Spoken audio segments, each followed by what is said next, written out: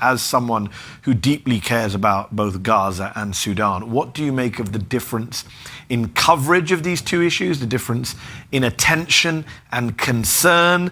As you say, I care deeply about the two, and the Sudanese care deeply about Gaza as well, and I think resent the fact that Sudan isn't getting attention, resents that being used as a way to sort of delegitimize or invalidate support for Palestinians and people in Gaza in particular.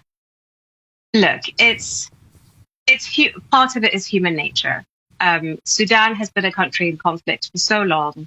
It hasn't quite played out in this particular way, but for the sort of uninitiated, it's just an intractable war that this has been happening for the past 50, 60 years, but has now entered a new phase. There's that aspect of it. You're a journalist. You understand how stories need to have a clear, sharp narrative. There isn't that narrative in Sudan. But then there's also an element of what you expect to see in African countries. You know, how we analyze African countries, how we talk about them. We don't tend to foreground their culture, their stability. This is something I've been trying to do since the war started, just to show that, you know, parts of Sudan, particularly Khartoum, were very stable, prosperous, peaceful areas before this started. So we don't tend to think of war happening in countries like Sudan as a profoundly tragic and destabilizing thing, and more as business as usual.